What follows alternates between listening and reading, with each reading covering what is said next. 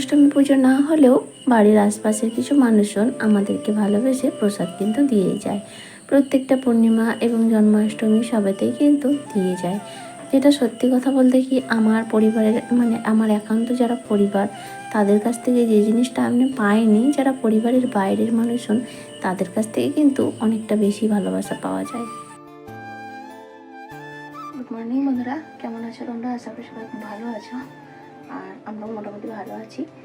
এখন বাজে হচ্ছে সকাল 11টার মতো, আর বৃষ্টি তো হতেই আছে।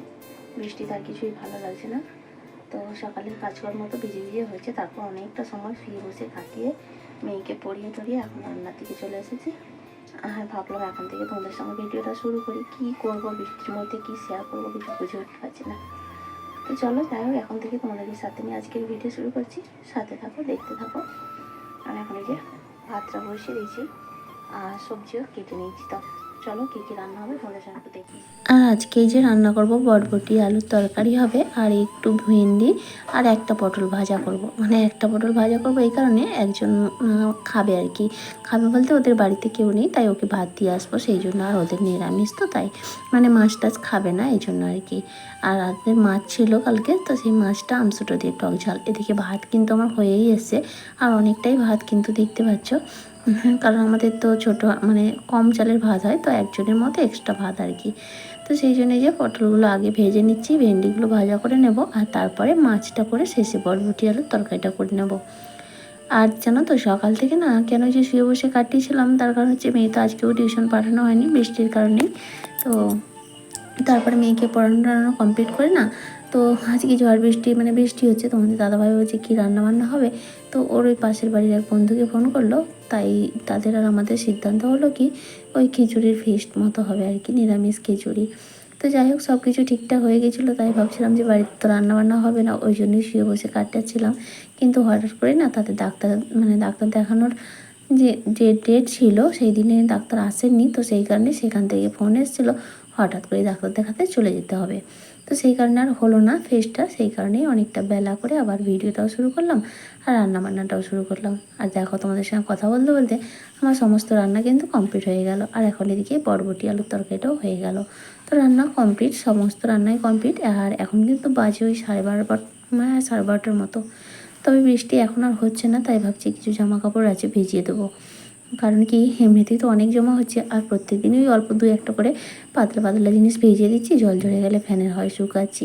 তো আজও ভাবছি কিছুটা কেচে দেবো। তো রান্না হয়ে গেছে, এখন গ্যাস ওভেনটা মুছে নেবো। আর সকালে স্নান পুজো সমস্ত কিছুই কিন্তু কমপ্লিট হয়ে গেছে।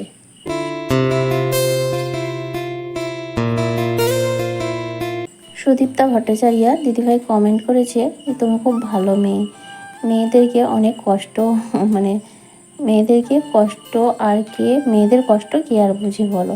তবে সোনামাকে কষ্ট করতে যেন না হয় দেখো, ওর সব ইচ্ছা পূরণ করো, নিজের পায়ে দাঁড় করাও।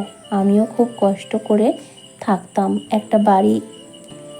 একটা বাড়ি করেছি, কমপ্লিট করতে পারিনি, নিজের ইউজের মতো করে নিয়েছি। দুর্গাপুজোর পর যে লক্ষ্মী পুজো হবে, তাতে পুজো দিয়ে ঘরে ঢুকবো। আমার মেয়ে রামপুরহাট গভর্নমেন্ট কলেজে বিএসসি নার্সিং স্টুডেন্ট, আর ছেলে হচ্ছে ক্লাস 9-এ পড়ে।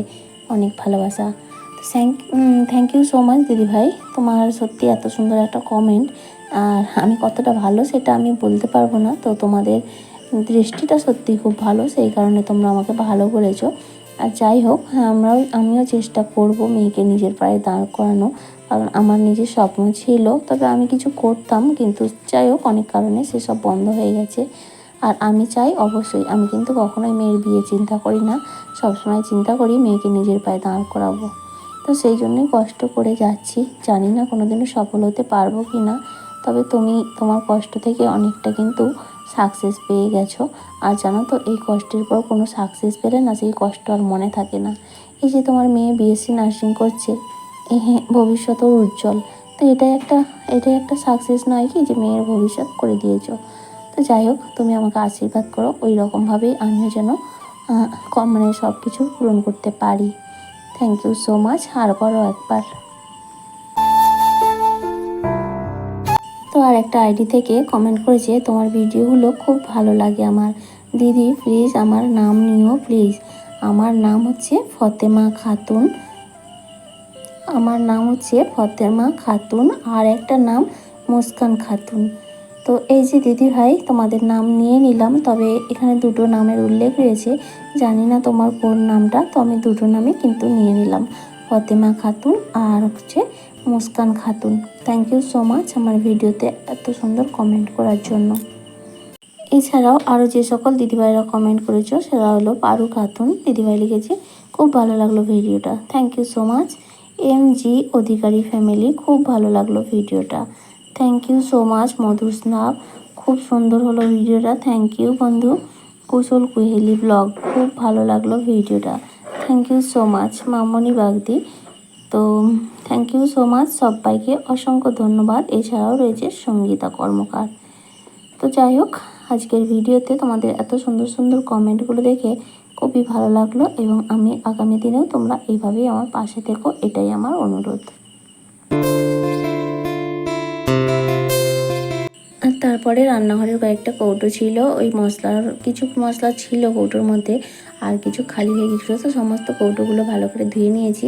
এছাড়াও আরও কিছু ডিব্বা ছিল, যেমন বিস্কুট টিস্কুট রাখা হয়, সেগুলো খালি ছিল বলে সব কিছু পরিষ্কার করে এখন টেবিলের মধ্যে জল ঝাড়তে দিয়ে নিচ্ছি। আর তারপরে কি বলতো, কিছু জামা কাপড়ও কেচে দিয়েছি, সেগুলো এখন কমফোর্টে ভিজিয়ে রাখছি। আর এই মুহূর্তে না বেশ হালকা হালকা রোদও বেরিয়েছে, জানো তো। তো কতদিন পরে রোদ দেখে বেশ ভালো লাগছে। আসলে চারিদিক কাদা, বৃষ্টি, জল, আর ভালো লাগছে না। একটু রোদ হলে চারিদিক শুকিয়ে গেলে একটু বেশ ভালো হয় আর কি। তো সেই জন্যই সামান্য একটু রোদ দেখে খুবই খুশি হচ্ছে। আর এদিকে কালকে যে জামা কাপড়গুলো এই খাটের রেলিংয়ে মেলে দিয়েছিলাম, বেশ শুকিয়ে গেছে। তো সেইগুলো এখন ভাঁজ করে নিলাম, কারণ কি বলো তো, আবারও যে জামা কাপড়গুলো মানে তারপরে যেগুলো ভেজানো ছিল সেগুলো তো হালকা মানে জল ঝরেছে, তো সেগুলো এখন এখানে মেলে দেবো। আবার এখন যেগুলো ধুয়েছি সেগুলো বাইরে জল ঝরার জন্য মেলে দেবো। আসলে জায়গাটাও কম, আর সেদিকে এখন তো যাচ্ছি না, কারণ সেদিকে প্রচণ্ড জল হয়ে গেছে, সেই কারণে। তো এইদিকেই অল্প জায়গার মধ্যে সব কিছু ম্যানেজ করতে হবে, সেই কারণে আর কি। তো বর্ষার দিনে এইভাবেই কষ্ট করে আমাকে সংসারের সমস্ত কাজগুলো ম্যানেজ করতে হয়, জানি না এই কষ্টের শেষ কোথায়। তো তারপরে অনেকটা সময় পরে, ঝড় বৃষ্টির দিন তো, বিকেলে দুপুরে খাওয়া দাওয়ার পর ঘুমিয়েই পড়ি, আর কিছু করার থাকে না। তো যাই হোক, এখন সন্ধ্যাবেলা উঠে সন্ধ্যা টন্ধা দিয়ে ওই যে ওই ঘরের বিছানাটা একটু ঠিক মানে তক্তপোষটা জায়গা মতো সরিয়েছি, জানো তো, পরে তোমাদের সঙ্গে দেখাচ্ছি। আর তারপরে একটু চা খেয়ে নিলাম। আর তারপরে অনেকটা সময় পরে এর মাঝে মেয়েকে পড়ানো, গান নাচ প্র্যাকটিস করিয়েছি, আজকে গান করায়নি। তো সব কিছু করে এখন বাজে 9:30 মতো। কয়েকটা বাজার এনেছিল তোমাদের দাদাভাই কালকে, তো সেগুলো তোলা হয়নি। ওই যে বললাম না, কৌটোগুলো ধুয়ে দিয়েছিলাম কিছু কিছু, তো সেই সব জিনিসপত্রগুলো এখন গুছিয়ে নেব। আর ওদিকে ভাতটাও বসিয়ে দিয়েছি।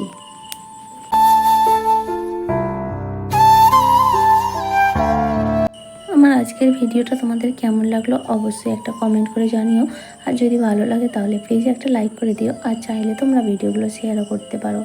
আর আজকের ভিডিওতে যদি তুমি নতুন বন্ধু হয়ে থাকো, চাইলে চ্যানেলটা সাবস্ক্রাইবও করতে পারো। আর যারা অলরেডি সাবস্ক্রাইব করে আমার এই ছোট্ট পরিবারের সদস্য হয়ে গেছো, তাদের সবাইকে জানাই অসংখ্য ধন্যবাদ।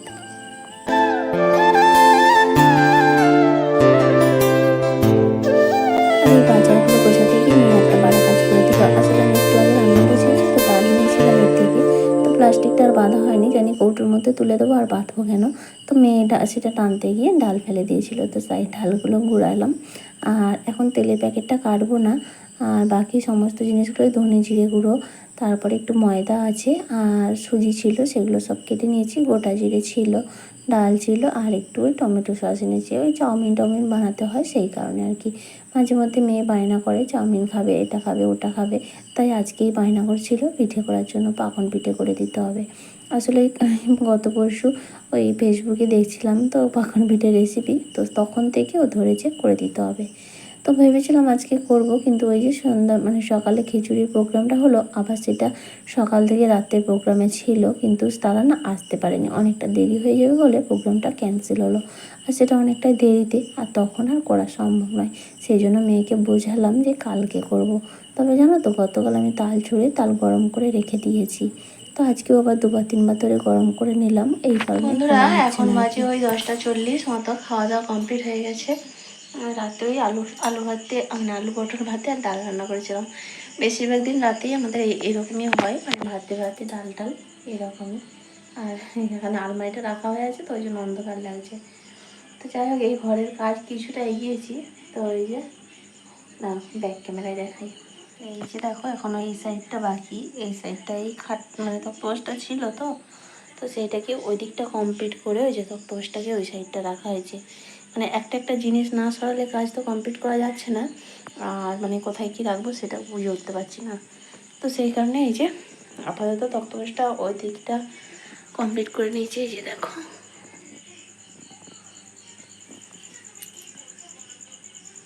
তো এই সাইডটাই কমপ্লিট করা হয়ে গেছে। আর বিছানাটা বিছাইনি, একেবারে সব কমপ্লিট হলে বিছাবো। আর আলমারিতে এখানেই রাখা হয়ে আছে, তো ঠাকুরও ওইখানে ওইভাবেই রাখা আছে, এখন কিছু করার নেই।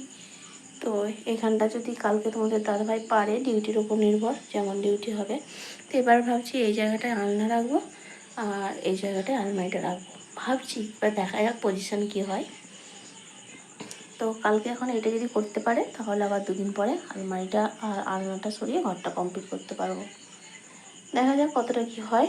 তো মোটামুটি এই কাজ এই পর্যন্তই কাজ এগানো হয়েছে। এবার কালকে কতটা কী হবে বলতে পারছি না, কারণ কালকে তোমাদের দাদাভাই ডিউটির ওপর নির্ভর। যদি ডিউটি সেরকম চাপ মানে ডিউটি কীরকম থাকবে কখন থাকবে সে অনুযায়ী তো কাজ করতে পারবে, আর আমার পক্ষে সম্ভব নয়।